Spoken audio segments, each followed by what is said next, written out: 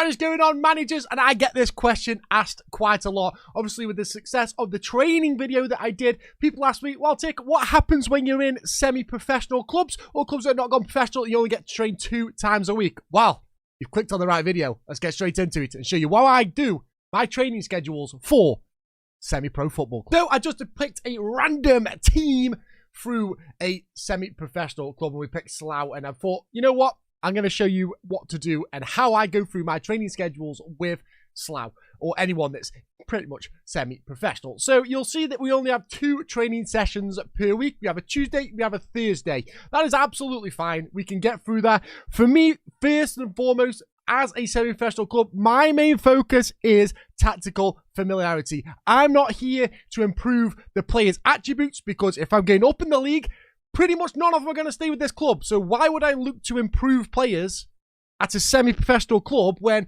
you're either going to have your youngsters move on to a bigger club and you're going to sell them because the board will instantly accept that offer straight away because it's too good to turn down, as they say, and you're just not going to get the players in there. So what I'm going to do is I'm going to use probably match preparation on most of my work. So I'd probably go tactics there, and tactics and teamwork would probably be the ones for me. And then I'd probably stick over here and match practice, and then yeah, pretty much an outfield or something that we were looking to try to capitalize on in the long run. So if I'm really struggling with set pieces, I'd probably go for attacking free kicks, attacking corners. Corners more likely, so we can work on the routine and the schedules that we have got with our corner tactic, that they can implement that into the game more for ready when they play Havant and Waterloo.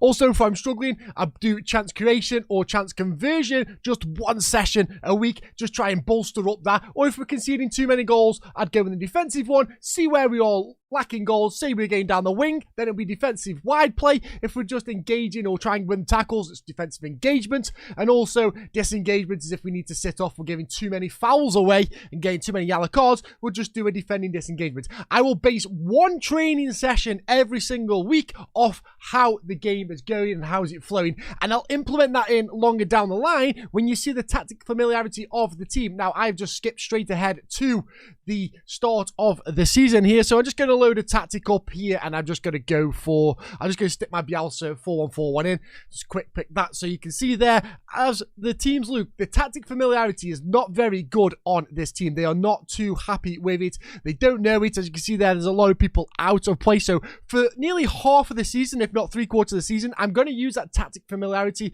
trying to get the players involved into this game and try and get them learning it. Now, we do have a couple of great players in here, so what I'd have to do is get, you can tell I've started a new one, let's finish that off. I will get a lot of my under 21s into the team as well to bolster it up and just kind of rotate them around there as well. As you can see there, you got a 4.5-star player, which I'd probably use in this league off the ball and pace there. I would definitely use him if I could get him into the team straight away, which we're going to do.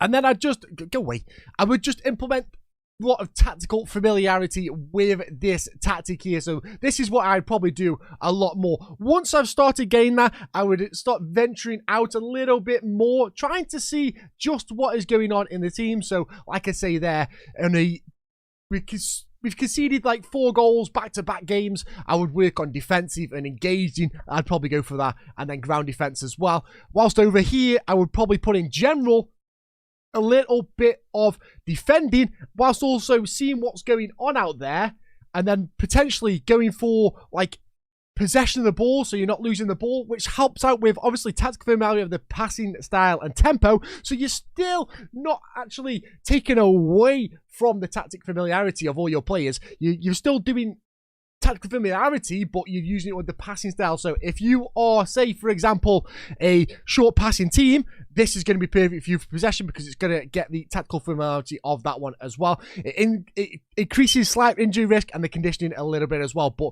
it's all right because they've got other days where they can rest there. It's not a problem with that. Now, here is my cheeky one that I love to do this, because this one helps with also, you're going to hear the word tactic familiarity a lot. You're going to hear them words a lot. Now, this one helps massively, and it's kind of a cheat, but not a cheat at the same time, because you can see Wednesday clearly we can't play a game. We can't do any training on Wednesday. Well. if I come over to arrange friendly, oh, hello there. I can play a friendly on Wednesday. So let's play a friendly against a smaller reputational team that is close to us.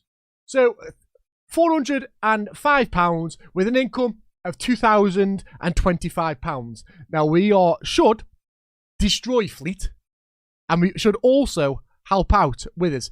Now, personally, this is absolutely ideal. Now, you could also come to me and say, Tick, that's still pre-season, mate.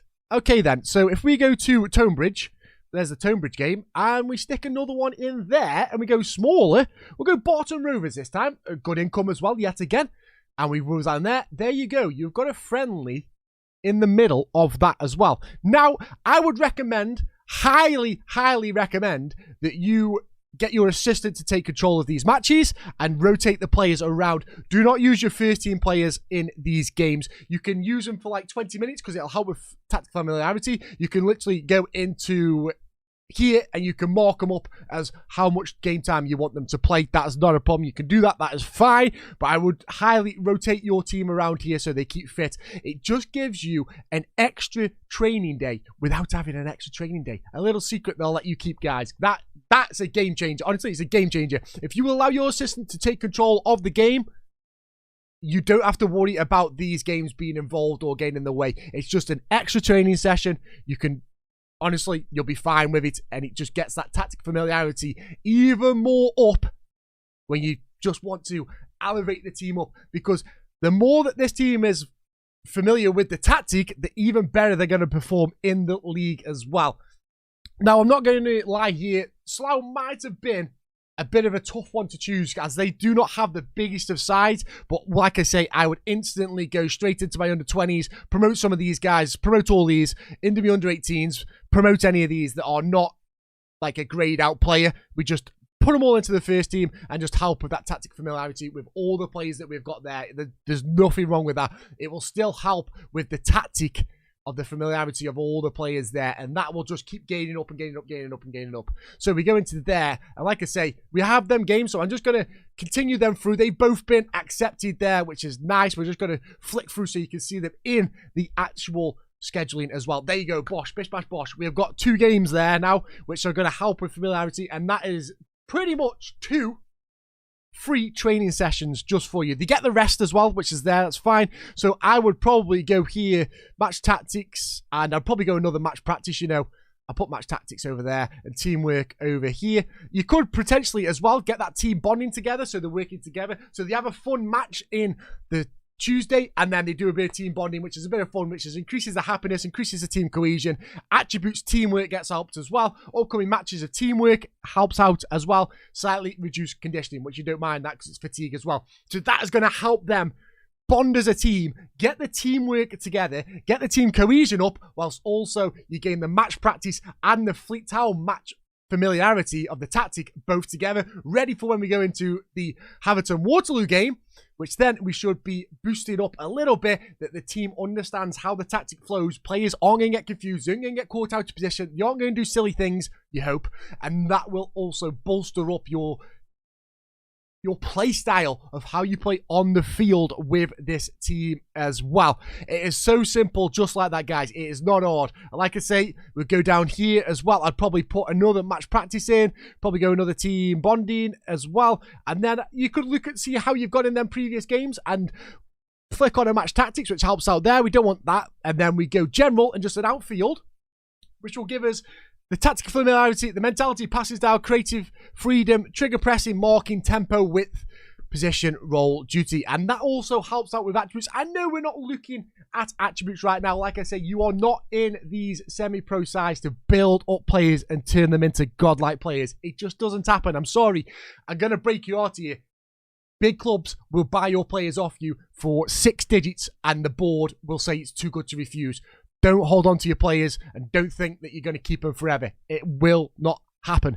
But that is pretty much how I would go with this one. And if I'm honest, if you really want to push the team out and you really want to get tactical familiarity, you can literally arrange one on the Monday as well. So you could play Monday, train on Tuesday, game on Wednesday, Thursday, somehow you could have another game on Thursday. No, you train Tuesday. Sorry, you could have a game on Monday, train on Tuesday, have another game on Wednesday, train on Thursday, have a rest day or work day as they will be, and then you could go play chess hunt.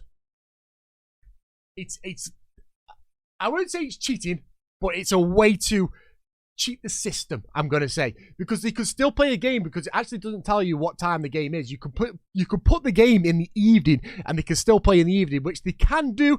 You've seen it when they've played FA Cup games and stuff like that. Semi-pro teams, they play at night and then they can play here. So that is definitely a little situation you can put yourself into there to do. As you can see here, we do have a game on Tuesday. So let's have a look at just how the scheduling of that one would be.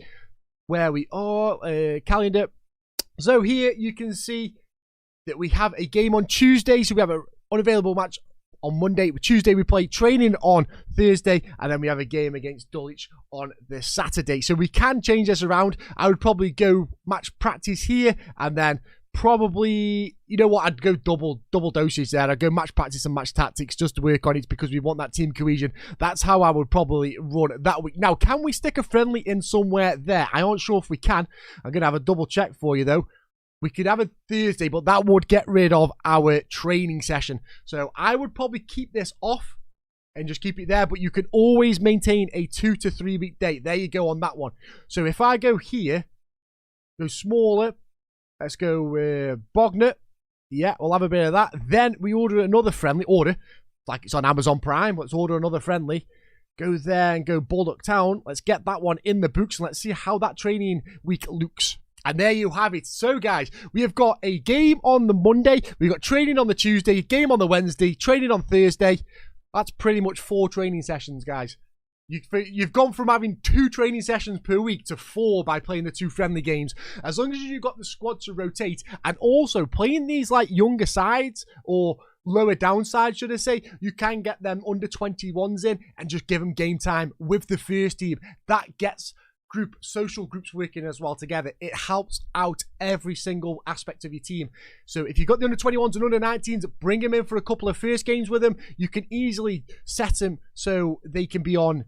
So where do we have that young guy? We got him here. So we can actually set it so he trains with the first team, which he is doing now. Make it so he is available for the under 21s as well. If it gets to where he's playing in the first team, but he's not getting enough game time, you can stick him back in the under 21s. So you could bring in the whole of the under 21s and the whole of the under 19s into the first team, but put select ones that aren't going to make it into the first team as available for that under 19s or under 18s, under 21s, whatever you need. You can play every single one there. So that's what I would do personally, because then when you do have these Mondays or Wednesdays matches, you can put them into the team and the first team and let your assistant manager run that game through, and then you still got the full fitness of your first team players. If they're having 20 minutes, 30 minutes here and there, they're going to get that bolster up and lock in with that tactic familiarity.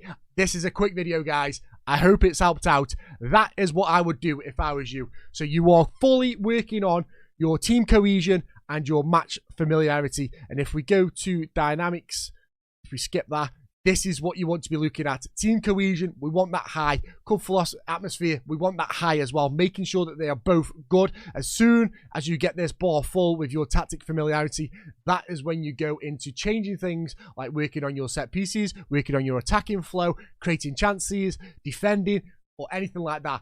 That's when you want to do everything else. But for the time that you just start out with this semi-pro club, team and tactic familiarity, get it working together, get them playing. You're not looking to build up better players. You are looking to get the most out of the players that you've got. Simple as that. Guys, I hope you've enjoyed this episode or this video. So if you have, please leave a like, hit the subscribe. Helps me out massively. It means the world to me. If you want to see more content from me of talking about Football Manager and playing Football Manager, I'm live over at Twitch, www.twitch.tv/Taker147. Live nearly every single day. Take Thursdays and Sundays off. So get over there, hit the follow button, and be awesome for me. Thank you very much, guys, for spending a little part of your day checking out some content of mine. It means the absolute world to me. I'll catch you all next time. Much love, and bye-bye.